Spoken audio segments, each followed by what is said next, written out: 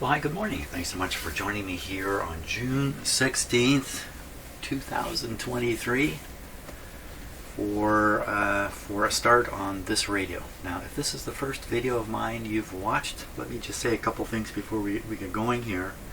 I do these videos essentially live. I edit very little out, very little. So consequently, you're bound to watch me make mistakes or head off in the wrong direction while I'm trying to fix this radio and that. So just keep that in mind. Also, when I'm talking, I'm usually talking to myself out loud, is really what's going on in these videos. And I may be trying to sort stuff out in my head and the like, and I may be going off in the wrong direction, and you may know that. Well, that's just the way it goes. Also, I make statements in here. I try not to, but I can't help it. I make statements about radios and stuff like that. Sometimes those statements are not true because I'm simply wrong, because I don't know everything. That should become pretty apparent once we get going. And lastly, sometimes I have an intention to say something like green, but what will come out of my mouth is red. And I won't be aware of it. And this happens to all of us, by the way, because these are live videos. I don't go back and edit all that stuff out. You need to think with your own head while you're listening to me. So you can learn stuff from me. I've been doing this for quite a while. I am not about to show you the very best way to fix this radio. That's not going to happen. I'm just going to do it, and whatever happens, happens. I may not even succeed, although usually I do, because I'm quite persistent at this stuff. So maybe that's another thing I should warn you. I may get stuck on something for quite a long time, half an hour or something like that, and then discover what is happening, and what was that half hour about? Well, it's a live video, so you take the same risk I take in doing this stuff. Things may get a little slow at times. Okay, have I said everything? The last thing I want to say is I take steps in here to maintain my safety, and often I am not talking about them. I'm not pointing them out. And really, if you're doing this kind of stuff, if you've got a shop full of old equipment like this is all old vintage equipment. Some of it is quite old. There are dangers about. This exact kind of radio has a danger with it. I may talk about it, but I'm not trying to give you a comprehensive look at all this stuff. Okay, so you need to be responsible for your own safety. Who else can be, really? Okay, well, thanks for letting me say all that stuff. If you're a regular viewer, you know all these things, and you are mentally and emotionally prepared for what's coming next. An attempt to fix this radio. Now, let's just take a good look at it. Firstly, it's not in bad shape. Yeah, the cabinet's not all cracked. I'm looking along the corners, the edges. There is something, looks like something damaged, something missing right in here. Something similar over here, which is a little bit curious. Now there is a big crack here. It comes right around. Comes up, I'm just seeing it now. It goes right through here. And it looks like it may have been glued back. It looks like glue, some glue has been applied to it. Voila, some information underneath. There's cracks all up through here. So, plastics, and like lots of materials, even though they look like nothing's happening, there's chemistry going on all the time in them. Very, very, very slowly. So, that nice smell you smell from brand new plastic? Well, that's stuff coming out of the plastic that's supposed to stay in the plastic. And as the stuff comes out of the plastic, gas, whatever it might be, the plastic's nature changes and typically shrinks and becomes brittle. And when it shrinks non-uniformly, setting up stresses. Maybe it has a funny shape, the way they've made the plastic. And the stresses will lead to cracking over time. So there are things that we can do as repairing a radio to avoid setting up a situation that's going to generate cracks. Now, I don't think anything could have been done about these. I'm thinking a lot more about the cracks in the knobs, cracks in the cabinet, corners and that. So too bad. This radio, frankly, would never be terribly valuable, even if it were looking fantastic. It's just not fancy enough. But it does have a clock. The clock does operate. So let's flip on the clock and make sure the radio is switched off right now. So there's off, auto radio, and on. So this is on the off. By the way, one of the great things about this radio is it has these small knobs. A lot of clock radios have lost these small knobs. So it's got all these knobs. That's great. It's an Admiral. Canada's smart set. What's smart about it? Model 5E3X. Has an appliance outlet. Now, you might wonder, well, why did they bother putting this outlet on here? Because chances are you wanted to put the radio where there was a lamp. And someone in the house might be saying, well, wait a minute, we need that lamp. So they provide an outlet. So you can put this radio anywhere you want, and it will not steal away an outlet from some other appliance. It will provide one. But of course, this is non-polarized. You couldn't fit a polarized plug in there anymore.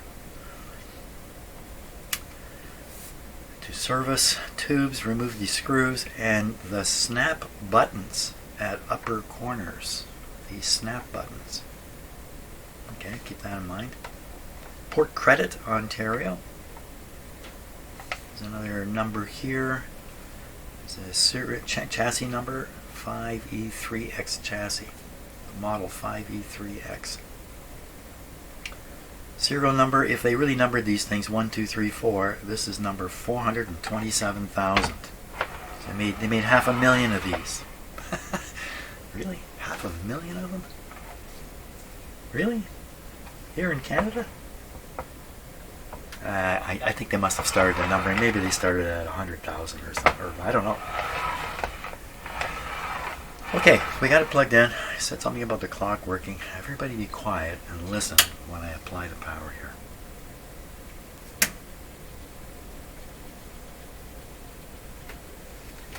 Now, the microphone that you're listening to me through is up there. Now I'm going to lift the radio up to the microphone. We're going to have a listen. Let me put my own headphones on here.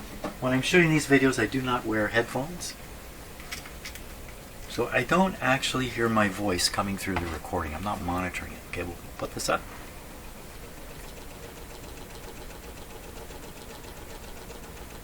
So I'm sure you can hear that sound. So that's the sound of a worn out clock. You know, there are, of course, inside the clock, various places where there are shafts going into bushings, right? And they're supposed to be nice and tight, but after years and years and years, they get loose. They actually wear out in here, and you get that. That's what you're hearing. Probably right in the motor. If you listen to the speed of it, it's very, very fast. You can picture the motor rotor spinning at that speed. So it does work. The second hand is going. So would I leave this clock running all the time and rely on? I would not. I would not want to listen to the sound.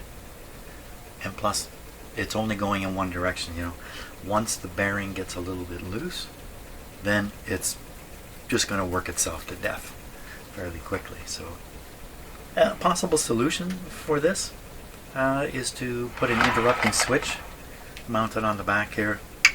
Flip a switch, the clock is off. The radio is still plugged in, so you can play the radio and listen to the lovely sound coming from this radio. Well, actually, there isn't going to be any lovely sound coming from here. It's just not big enough, and it's an AM radio. And in today's world, AM radios are fighting so much interference in our houses, and they're not winning the battle because the interference signals often, certainly in my shop here, are way stronger than the radio signals that are coming in. So if you have a noise signal in the same place you have a radio signal, goodbye, you'll never hear the radio. So when you tune through, it sounds like, yeah, there's just nothing here to pick up. Well, all that stuff that is here to pick up can't make it through the noise level today. Isn't that sad? But that's how it is. So let's just read the back of this thing a little bit further here. Is there any other? Did I miss anything? Disconnect line cord from power outlet before removing cabinet back. So this is almost certainly a 5-tube power transformerless radio. It has no power transformer in it. And there's a chance that there's a very high voltage sitting on this chassis, which is exposed in these screws, exposed there, exposed grabbing this knob. So why don't we investigate that first before we do anything else? Is this radio ready to shock you? Let's find out. Now this is a somewhat false test, because it doesn't take much power to operate a meter like this. It takes next to nothing, in fact, to operate a meter like this. So if I can get a tiny amount of power, the meter's going to make it look like, it's going to make it look much worse than it really is. We're looking for 120 volts. I'm going to unplug this from where it is. This is my power supply for bench projects. This is going to an isolation transformer. We cannot perform the test I'm about to do using this. I need to plug this right in the wall. I have not turned the radio on yet. That makes a big difference in doing this test, whether the radio is on or off. Okay, we put the power on here. What are we going to get? Now I want to ground one lead of my meter here, just to angle things a little bit. So I have lots of places I can put it right here. Now we're on the same ground as the third prong in your power system. Watching the meter now. 121 volts. 120 volts. It's all going to get the same thing everywhere. Oh, 33 volts. 120 volts. Now, here's the thing. I'm going to switch the plug. The plug is not polarized, so I can just rotate it and stick it back in.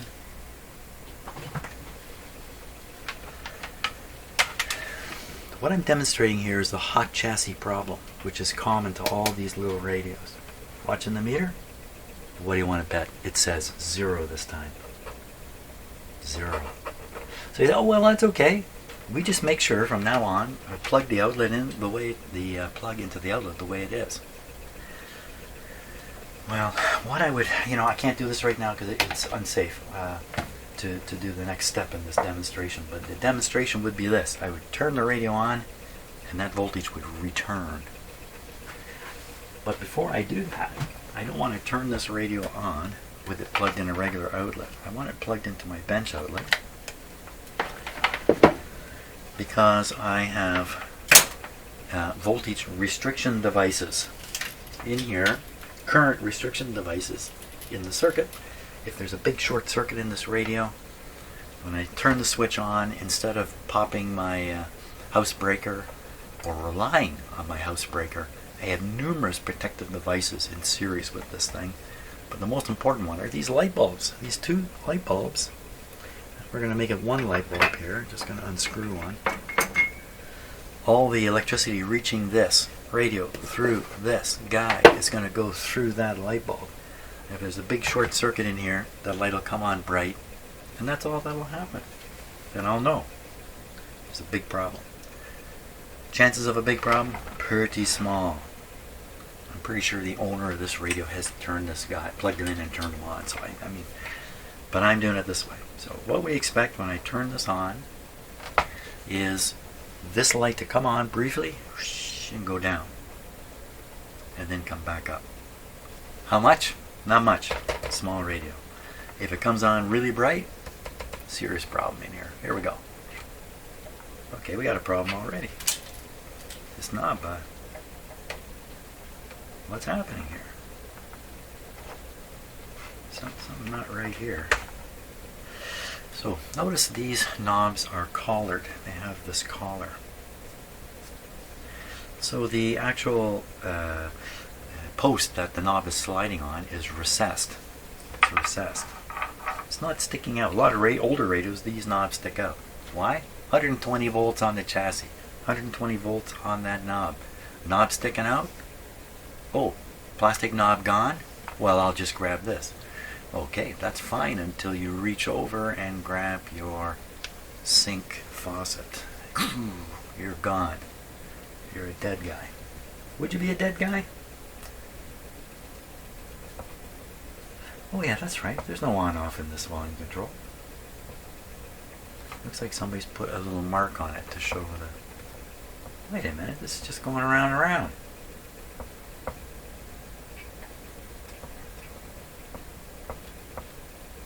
Oh boy.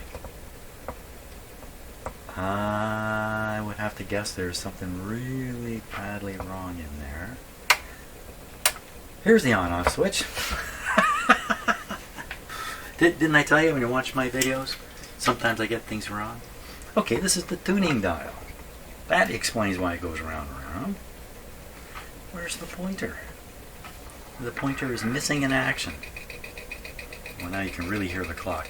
Of course, you know, I'm just causing the things to move inside the shafts and bringing it into contact.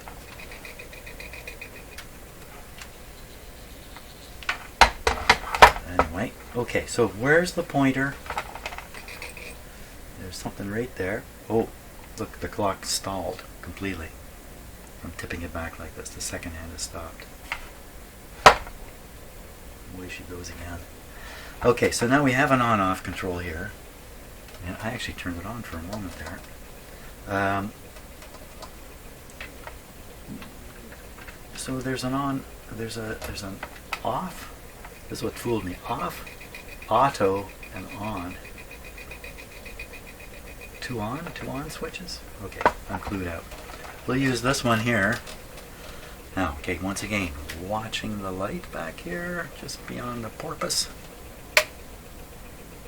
So absolutely nothing happened.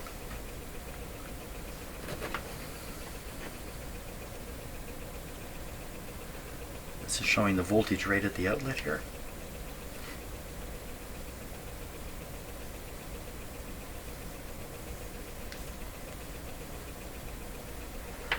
Does this have to be switched to on also? That's kind of weird. So I'm watching for this to change. It's not changing at all. This voltage will change because there's a light bulb in the circuit. Okay, I'm going to peek inside. Let's see, none of the tubes lighting.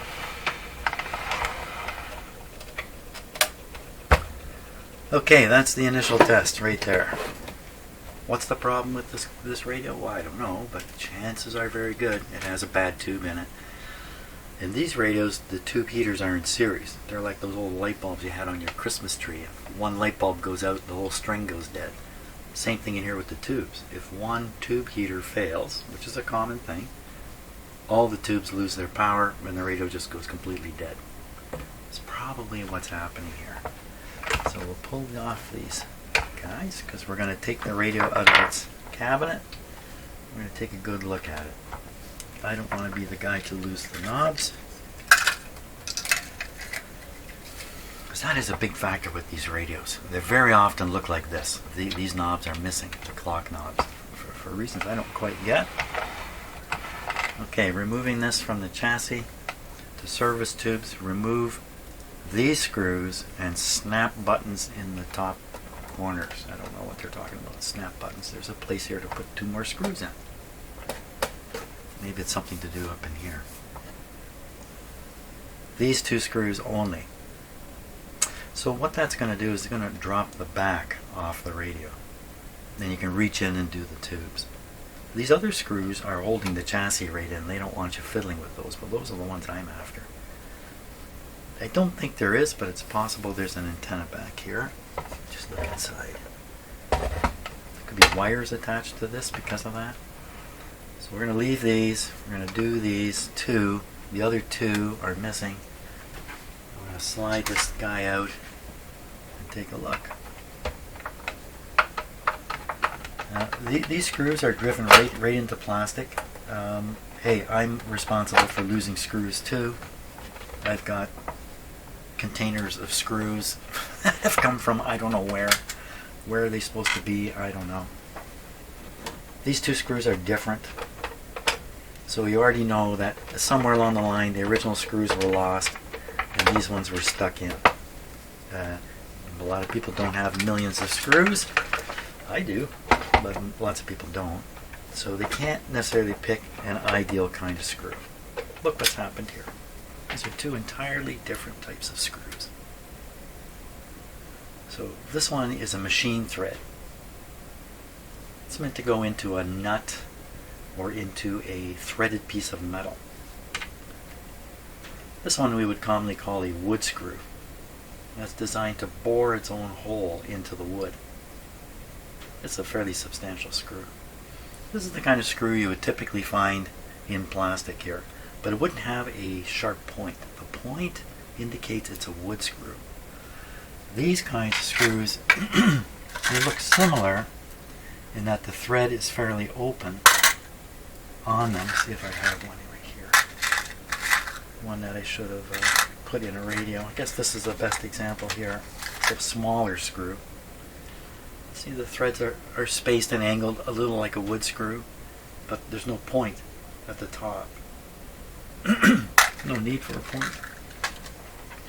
Putting alternate screws in is serious business. You put in too big a screw, excuse me, drive it in there. If you don't crack it in the process, you'll set up, if the screw is too big, you'll set up tensions in here which will eventually crack this. You know, this is an important thing. It's holding the radio in. You can't afford to be cracking that stuff. It's possible these screws are missing because the pieces up above are already cracked from this kind of thing. So, caution at every turn. I've taken out 2 screws. I think it's ready to come out. There it goes. What's not coming out is the speaker. The speaker stayed in. Oh my gosh, that's the clock. That's not the speaker. I'll take my word. The speaker did come out. Clock is in. Look what the wires have been connected with. Now these are typically automobile crimps. I guess if you do a good job with them, it's satisfactory. What does this tell you? It's not likely this is original. What's much more likely is the clock has been replaced. Is that for sure? I don't know. Now, what can I do? While I'm working on this, excuse me. It's pretty inconvenient to have this like this. I'd like to get rid of this cabinet.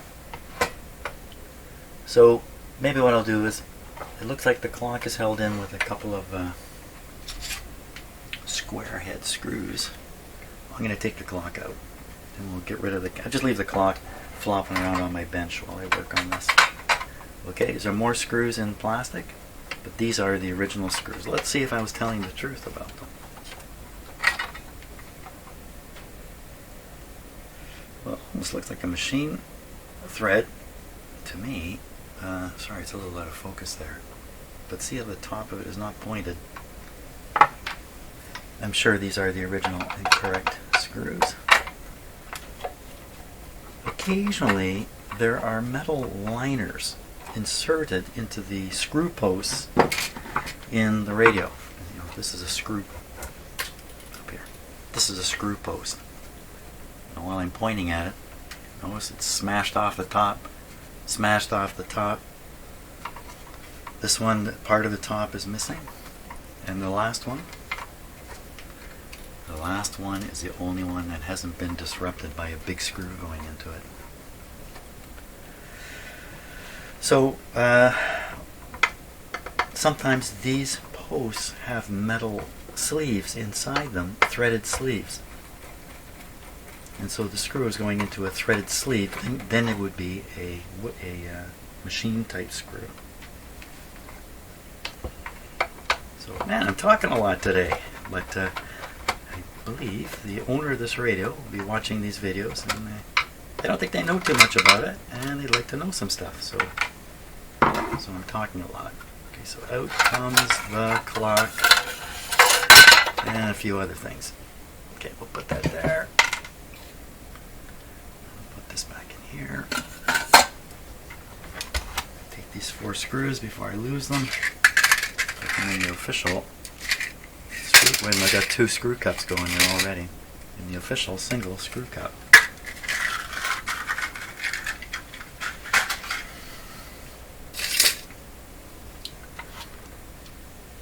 Look at this motor. The outer casing is off center. It's not on there right. What's that say? What does that tell you? Is it falling off? Pretty well. Oh my gosh. Okay, see that mark right there? How much you want to bet we were listening to that? Ching, ching, ching, ching, ching, ching. How much you want to bet? Do you want to bet? So this is the motor rotor. That's quiet. I don't want to work on the motor right now, but it's here.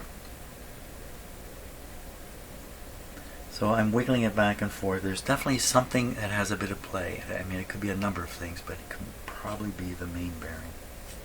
Oh.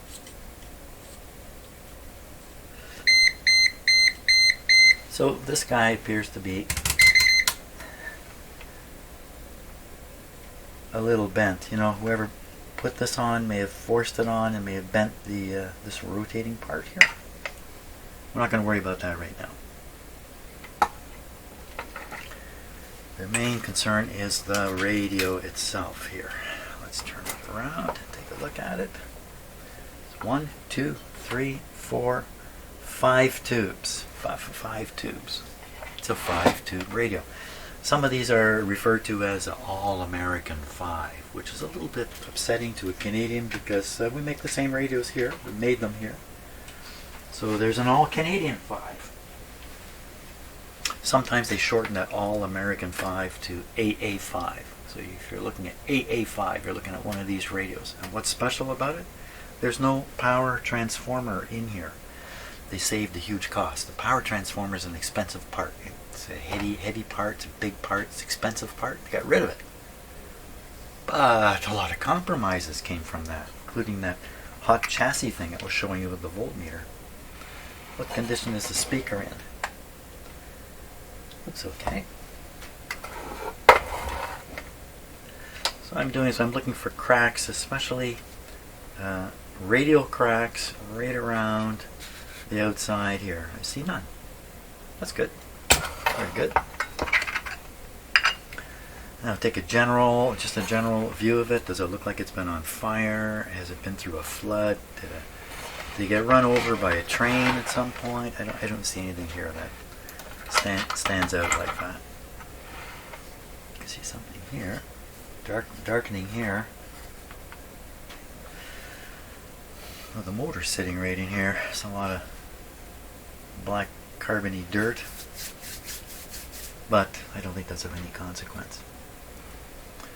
Okay, where's the pointer? There's the pointer. Pointer's there. Why did we not see it? Why did we not see it? Got the pointer running on this piece.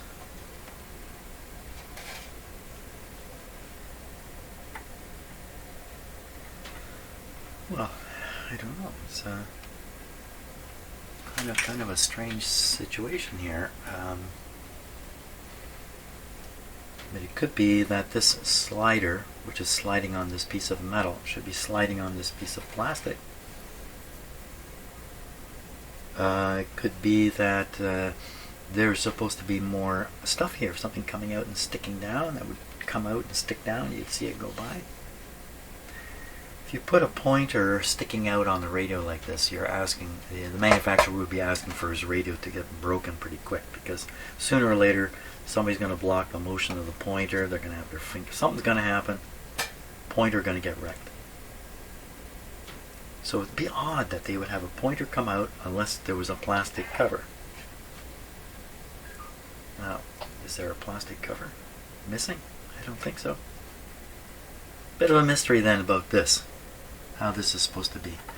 Now, the reality is you're not going to be tuning this radio back and forth every 15 minutes trying to find a decent station to listen to. Chances are you would tune this radio to one station and that's where it would sit.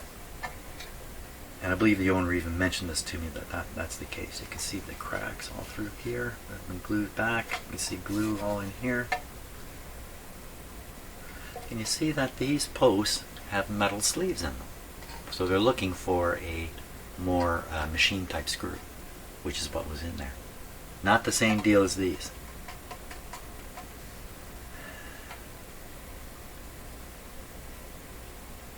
Okay, let's look at the information on the bottom here. What secrets are they telling us? When ordering parts, specify the model number and the chassis number. Chassis number, model number. Oh, so look, they're slightly different. Chassis number 5E3X, and this guy's got an extra 8 in it. 5E38X. This is the 8X. The 8 might refer to the color. There could be like a 6X, and I don't know. Who knows? Okay, it's got the IF frequency written there, which is very important for us to know at some point. 455. That's the most typical IF frequency. 2.8 amps, so a quarter amp. What's that? A quarter? I don't know how many watts it would be. Probably 10 or 15 watts. Licensed by the Canadian Radio Patents Limited, 1941 to 1953. That gives you some idea of the age of this radio. It's early 50s. Caution: disconnect power cord from outlet before servicing. Port Credit Ontario, Canadian Admiral Corporation. This little number down here is probably referring to the number of the sticker, actually. So I think that's it for the cabinet. I'm going to set it aside here. By the way, they clean that cabinet up and do a little polishing and that on. It'll look a lot better, but it's just never going to, it's just not going to win the beauty contest. So, now, this radio has its own antenna built in. You notice how they've designed it here? They have the turns that are tight here. When you get out towards the end, they open up. Isn't that interesting? Is that by accident that they kind of spring that way? I don't think so. This is design of some sort. Carefully done design. With the radio not operating at all, I think really the first step is to test all these tubes and find out what's up. But the first step is to look underneath it. Has anyone fixed this guy up? It looks like I could tip it this way. I could turn this radio right upside down, actually, quite handily. The point of noticing this antenna is that it's not a coil on the back card. The back of the radio. Oh my gosh, this radio's been fixed up. This radio's been fixed up. God, look at these, fantastic. These are expensive capacitors in here. It's not cheap stuff. This doesn't look terribly new. This maybe it's been bypassed. No, it still seems to be all connected. But that doesn't look original. These don't look original. This not original. This guy up here might be. Or am I just crazy? Have I gone crazy? This capacitor has an orange sleeve on it to protect the lead. Is there an orange sleeve like that used anywhere else in here? And one general comment is, man, there's not a lot of parts in this radio, is there? And that's the whole objective of these radios, is to make them as cheaply as possible with as few parts as possible. This has got the oh so evil, very early integrated circuit, although it wasn't called an integrated circuit. This thing here, which you can't see because we're looking at it edge on.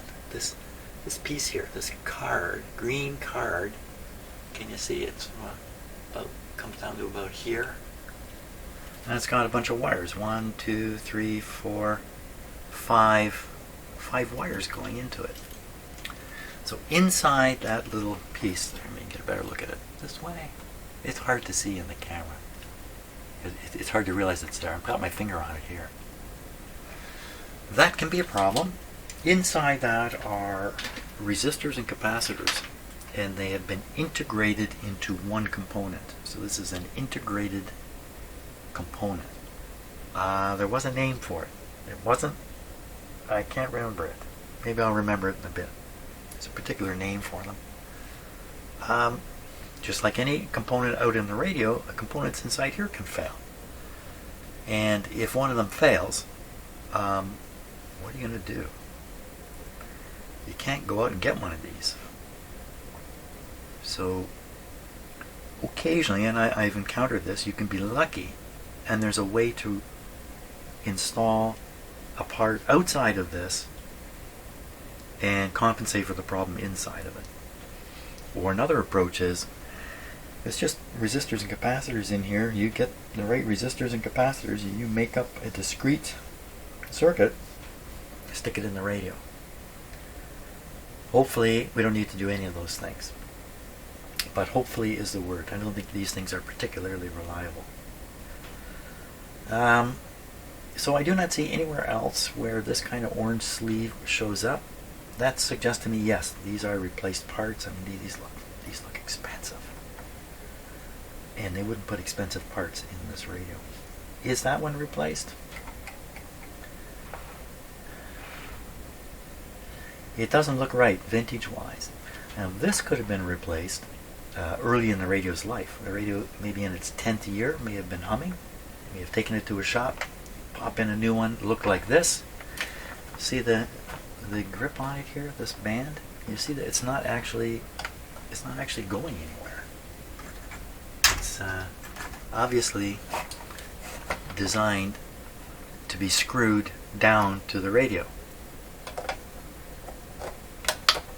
But it's not. It's just there. Somebody just did that to get it out of the way. Meanwhile, in the radio itself is this clip that the capacitor's been clipped into. So this is a replacement capacitor. Comes with the band that's not necessary for this radio because it has a clip. So this has been replaced. Is this guy good or not? The radio we're operating and this guy was bad. All we'd hear is hum, hum, hum, hum, hum. Surprising in a way. No, not surprising. I was going to say surprising in a way these have been replaced, but not that. No, this has been replaced too. So yeah, this guy's been worked on. Now I'm looking for any big resistors that are burned or smoked or just anything that looks terribly bad. There's nothing. There's a good chance this radio will work if we can just sort out what's going on with the tubes. And I'm guessing the problem is the tubes. I am guessing. Let's just go back to the switches here. Off, auto radio, and on.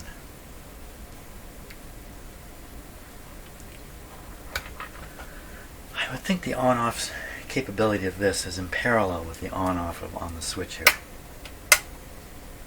You don't need this on and this on at the same time. I think that's probably the case. So perhaps one of the tubes is not plugged in quite right. You handle the radio, the tubes have some mass, they wiggle around. So we're going to do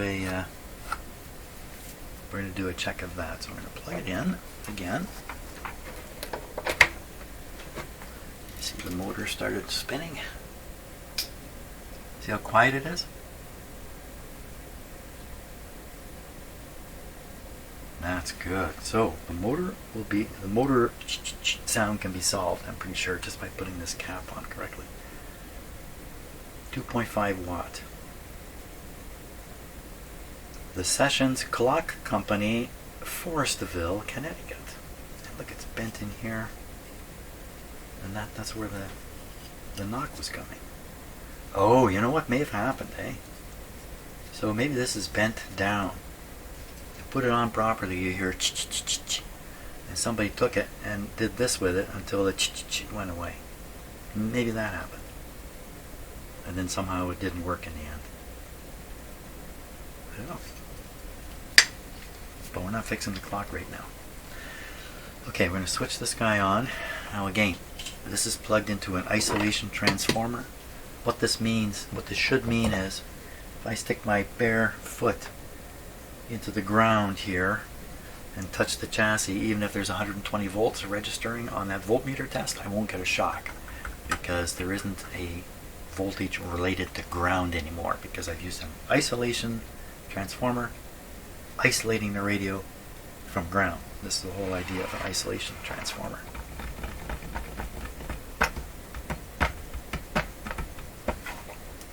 Here we go. Okay, now I would expect as soon as I do that for the light to pop on back here, but it didn't. There's no light built into this radio to see. One of the reasons for that, by the way, is it's hard to power a little light in these radios because there's no 6 volts or no voltage easily available. So they have to use tricks to develop the voltage to drive a little light. They didn't bother with this radio. Certainly nothing is on. Like, it's going to be all tubes or no tubes. And I'd be so surprised if doing this helps. But we gotta try it. While I'm wiggling these, I'm watching the light bulb. Yeah. My guess is we got a dead tube in here. Dead tube. So really, the next stage has to be tube testing. Okay, we'll turn that off. Safety procedure. Unplug it. 5 tubes. These are very common tubes. It's, you know, the tube manufacturers knew what the radio guys were developing, and so they developed tubes to help out with radio design. And then they'd offer them to the radio designers. They'd say, hey, why don't you use our set of tubes? Use this set of tubes. Look, you save this, you save that. It's the same story on that part underneath I was showing you that I was whining about. This part here, the integrated circuit. That saves a lot in the manufacture of a radio. It shrinks down the size of it because all radios reach a point where a part like that is really valuable. And so some part manufacturer came up with that. Look at this, we stuck everything in this little square. Just buy the square, pop it in your radio, make your radio that much quicker in your factory. Fantastic.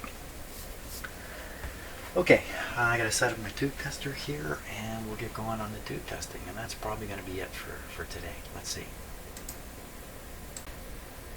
Okay, first tube we're going to do is the rectifier tube. The rectifier tube is all by itself over here. Look at the amount of heat shielding they've got going on here. This tube gets very hot. Rectifier tubes get hot. That's part of the reason why they have to be long, is to dissipate the heat that's developing in them. This should be a 30, looking at the chart over here, this should be a 35W4. Now, chances of this not being a 35W4 are pretty small. 35W4, it says right on it. But, you know, when someone hands you a radio,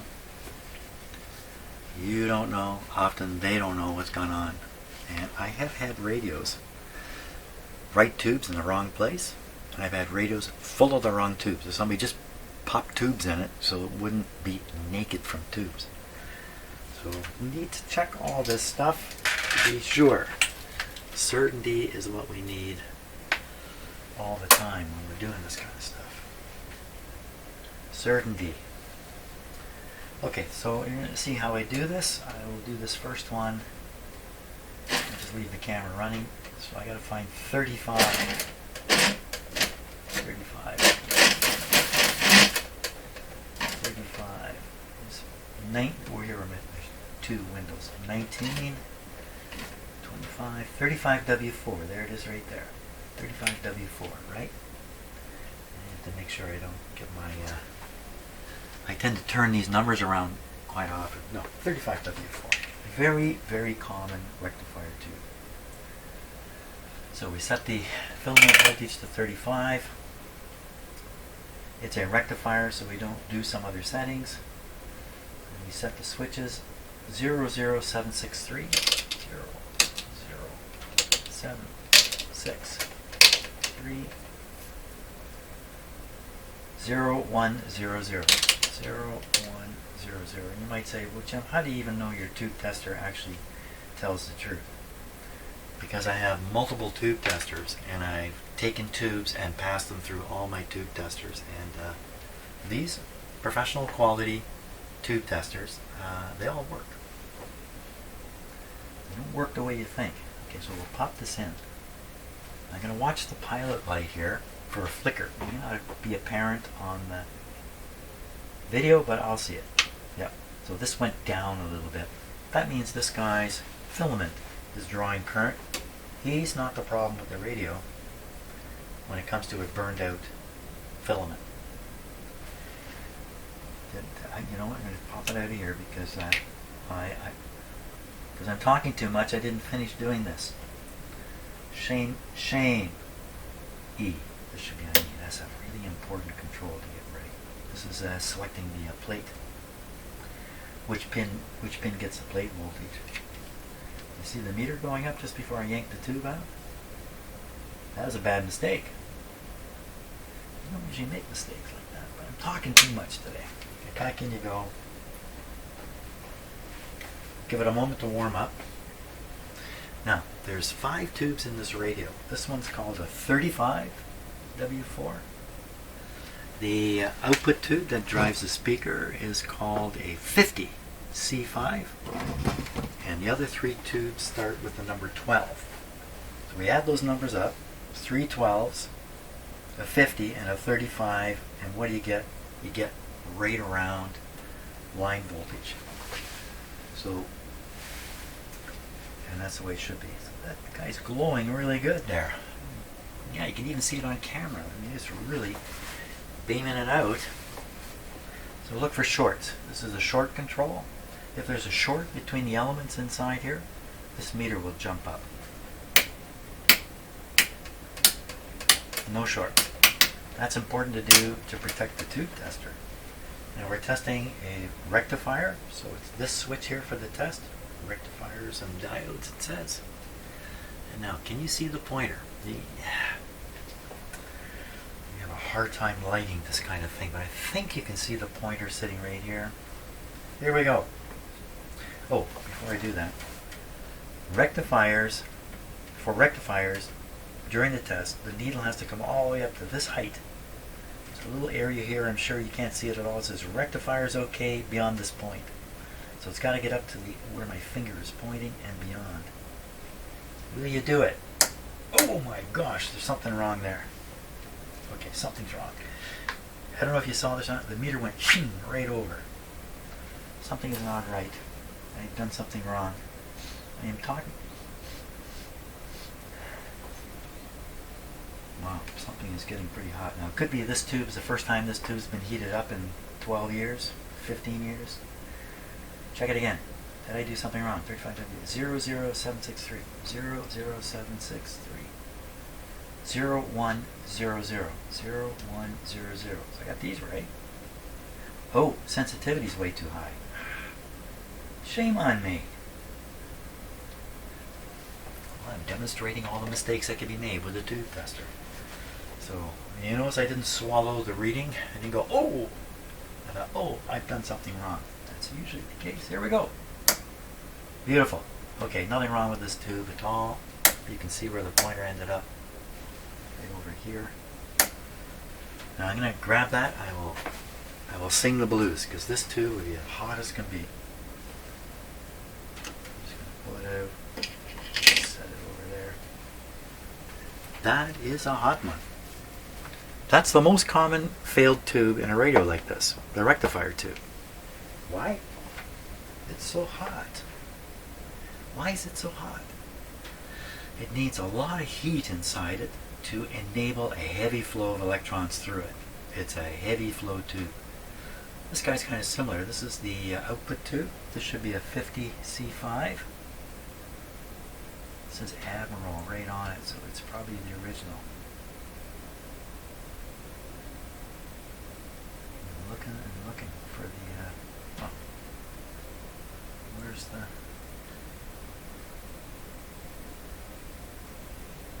up in here, 50 C5. Okay, it's a 50 C5. So it operates with 50 volts on the heater. I'll put this up to number 47 there. For some reason my tube tester offers 47 and not 50. Without plugging it in, now we'll set this guy up. I'm going to keep the video going because this is very likely the problem too. A 50 C5. There it is there. 47 on the volts. Signal level 4. Bias 12H. H. 12H. And the switches are 1576G. 1576G. Now I don't have to double check this stuff like I usually do because you're watching. 4300. Somebody's just showed up in my shop here. 32.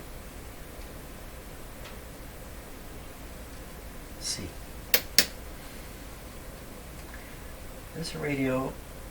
This tube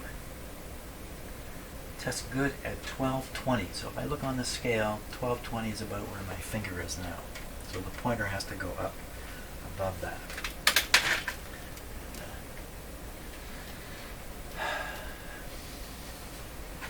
Maybe if I do this and do this, you'd be able to see the pointer. That's a little better, right?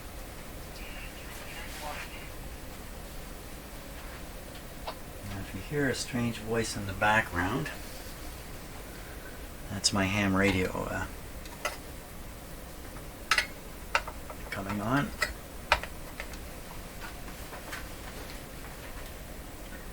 Okay, we're all set. Make sure that's correct. 50, well you can't get. I saw the pilot light flash. This is the second most likely tube to burn out in a radio. And why? Notice it's a tall tube like the rectifier tube. That suggests to you this is going to throw off a lot of heat. Why is it throwing off a lot of heat? Because it's conveying a lot of power and it needs a hot cathode to do it. What's up there, Peanut? Have I been in here too long for you? Okay, so it's warmed up. Yeah, you're going to have to wait a few minutes. Is that okay? Can you do that? Can you wait a few minutes, cat? Peanut? Peanut? Can you wait like 5 minutes? 5. He said okay.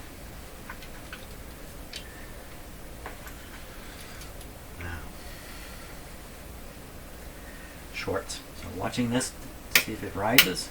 It does not.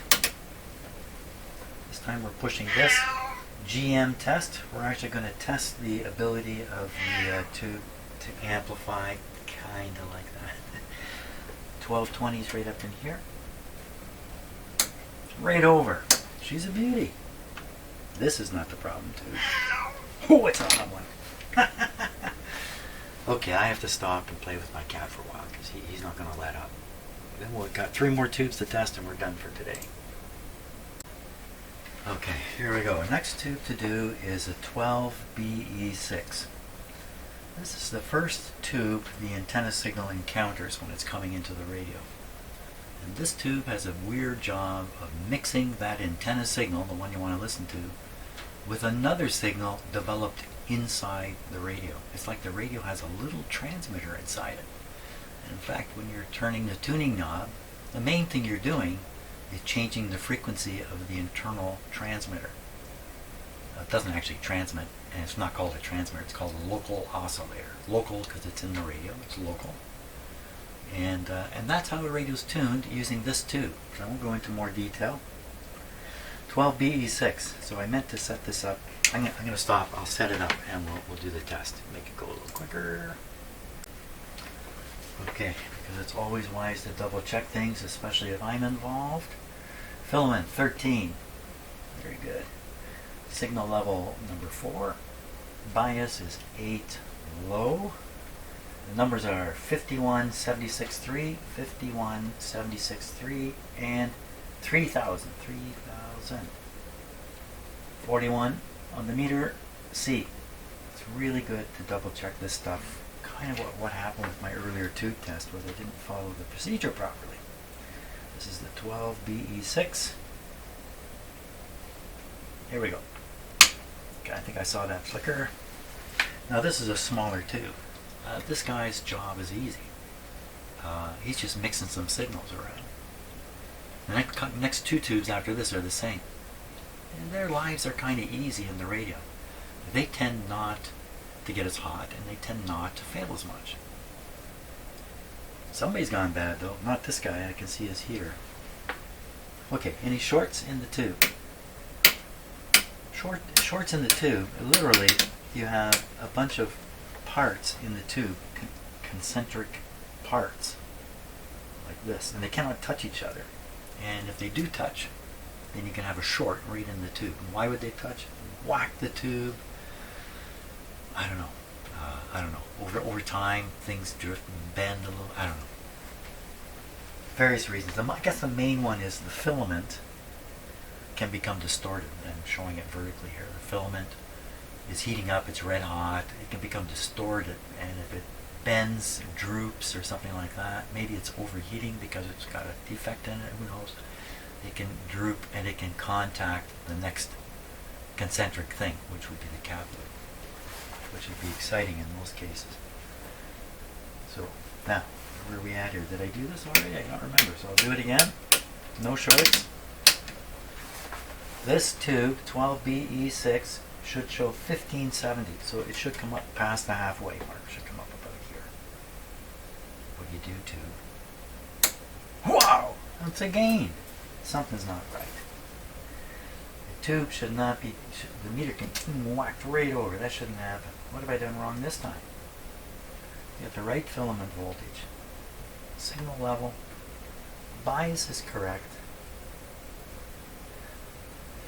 51763. 51763. 3000. 41. See.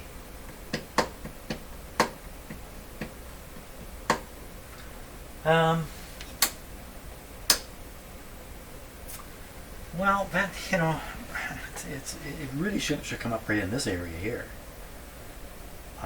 It shouldn't be knocking the, you know, they don't design the tube tester to cause that to happen when the tube is good. It doesn't make the meter pin, the needle on the meter pin.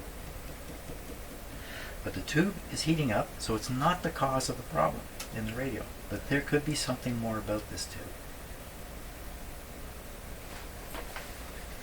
Okay, we're on to the next one now. The IF amplifier tube. Okay, we're ready on the next tube. It's a 12BA6. Pin bent here, and I think I did that when I pulled the tube out. It's a little awkward to get it out. So, this is an Admiral radio. Well, this is a Rogers tube. The last tube I tested was a Westinghouse tube. So what this says is, I mean, no doubt when it came out of the factory, that radio was full of Admiral branded tubes. It's not anymore. So these are replacements already. Oh yeah, let's double check. 12BA6, 13 volts on the heater. 4 is the signal level, test signal level. L10 is the bias. The numbers are 52763, 52763, and 4120, 4120, 33. C. Okay, pass the check. And you go, now watch the light, because it's either this tube or the next one. That's a dud. Oh, I saw the light flicker. Now what happens if I test all 5 tubes and they all test okay, but they don't light up in the radio? Well, we'll have to go look for the cause of that. Yeah, I can certainly see the tube is heated up. Early tubes heat up white hot like a light bulb, like an old light bulb. Later, they learned how to dope the heating element with other minerals, and the result is they figured out over time how to get as many electrons off the heater, because that's what it's doing. The heater's throwing off electrons with a lower and lower temperature. Eventually, this dull red color that you see here, no longer white hot. Just a little bit of tube history there. Okay, it's got to be heated up. Any shorts in here that are worth fretting over? No, nothing. This tube should test at 960, so just below this, the 1,000 and the 1,000 here. Just below where my finger is. This is the throwaway point, by the way. According to this tube tester, your tube tests below the number on the chart. Throw it away. This is not. This is the minimum you can accept. Minimum acceptable function. It's right over. Not the problem. Oh my gosh, we're down to one last tube. So one of the issues with working on these radios that you need to sort out right away is the antenna mounted on this card. Because you're going to need to take the back away probably, and if there's an antenna there, there's wires there. You got to know this before you start yanking and pulling on things. Here's the back from another radio. See, and there's an antenna right on the back of it. So you'd have to know that. But I looked and there's no antenna like this on the back. So the back should come right off. I have to take the back off because I'm having trouble getting the tube out. But guess what? There is an antenna mounted on the back of this. It's the loop antenna. The loop antenna is mounted on the back. So I thought that would just come off and go away, but it's just going to kind of swing around here a little bit. I want to make sure I put the right tube back in. This is the 12 BA6.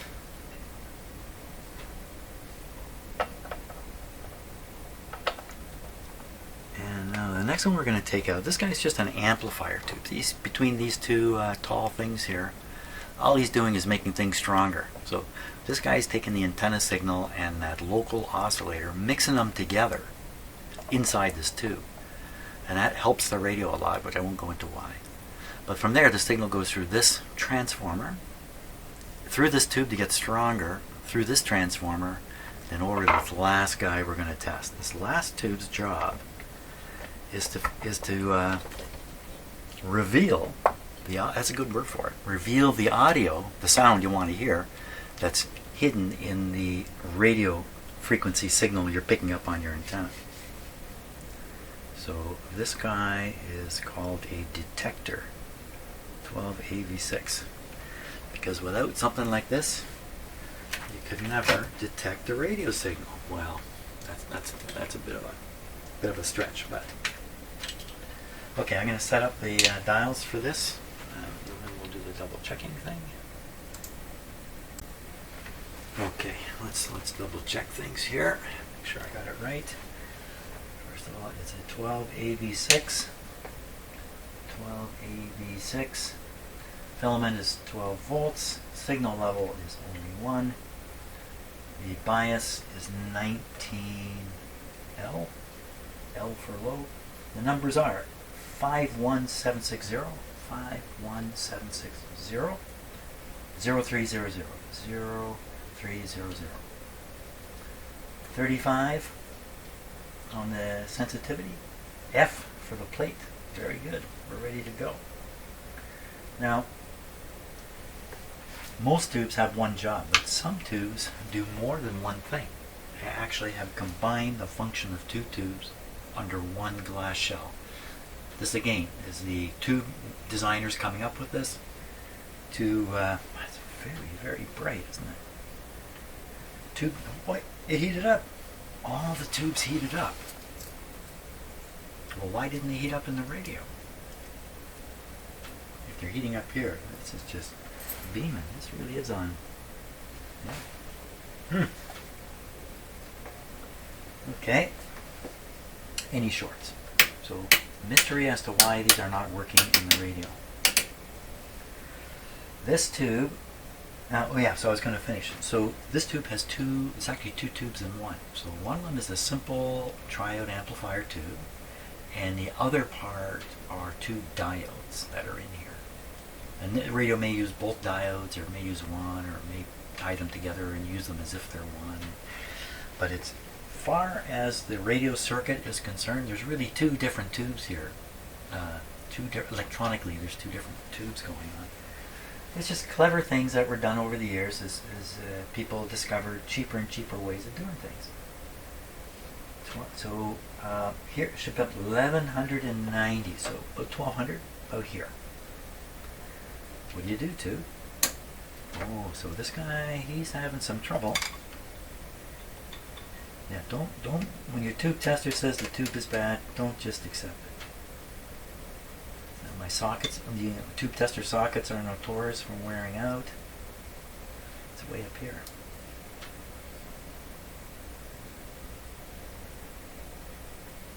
Is that a problem with the tube doing that? Don't think so. I think that's probably the correct reading there. Tube's good, so it's got 5 very good tubes in it, according to the testing I just did, and doesn't work. The tubes do not come on. So, well, one thing I have to prove is that this switch doesn't have to be in the on position too. I'm going to have to prove that out. We're going to do that next.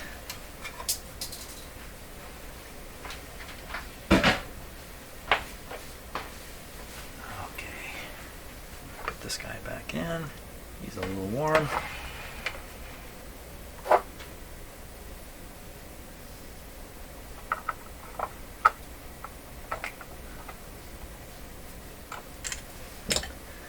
Now there's a chance they're going to come on this time because it was a tube pin contact that wasn't doing the trick. I wouldn't bet on that though.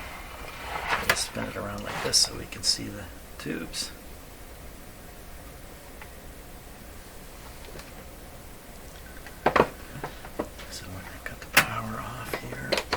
Okay, first we'll just try with the on-off knob. The on-off knob is on, and what we want to see is, do these tubes light up?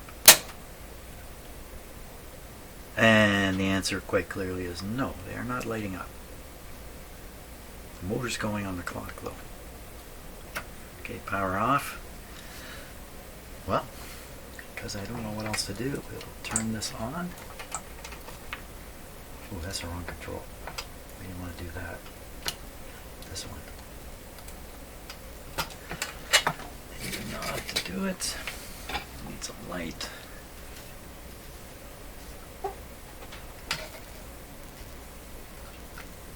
This one here.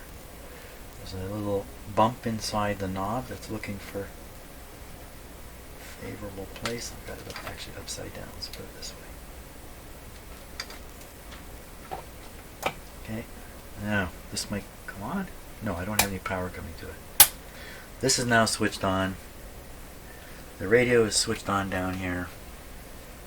It's double on. Here we go. Well, there you go. I like that. See the light come on over here? So, you need the switch on here and the switch on there.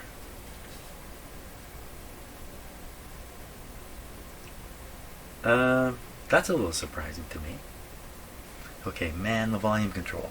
The volume control is low. Let's turn it up. With this bulb in the circuit, the voltage is being held low at like 64 volts. That's stupidly low for a radio like this. It probably won't operate.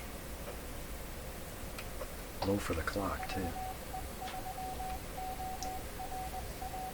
That's my ham radio going in the background. Okay, we're going to give it full voltage now.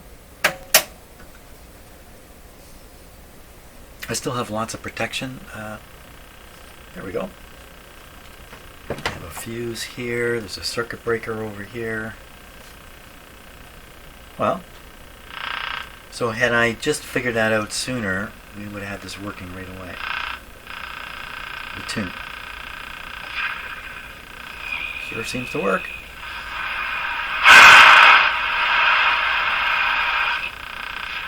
Okay, we're going to go for 590.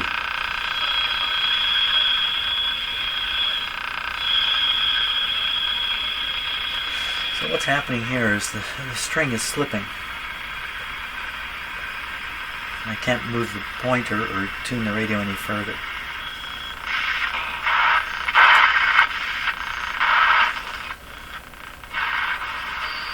Got a little further that time.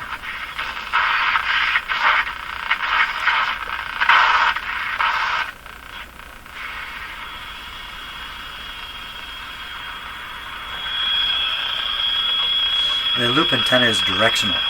So you need the antenna aimed in the right direction.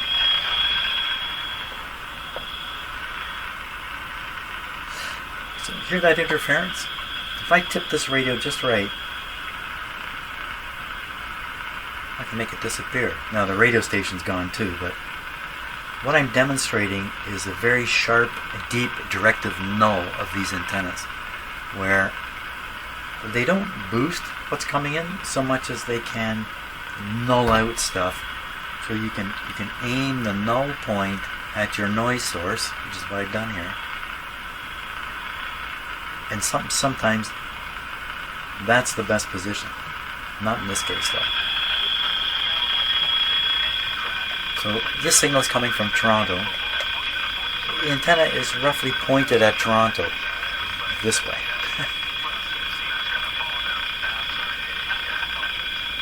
You go 90 degrees, the station disappears entirely. Well,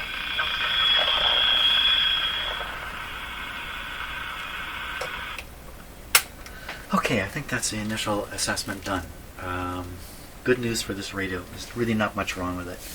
The fact that you can't tune this further this way, it could be simply from too much stickiness in these moving parts. A little bit of lubrication would free them up. Then this doesn't have to work so hard, to push things around. It even looks like the string has been replaced on this, but maybe not. The string tension is very, very high. It's very high tension, so it's not a problem with string tension. It's probably a problem, you could call it back pressure. So we can deal with that pretty easy. After that, there's not much to do with this radio.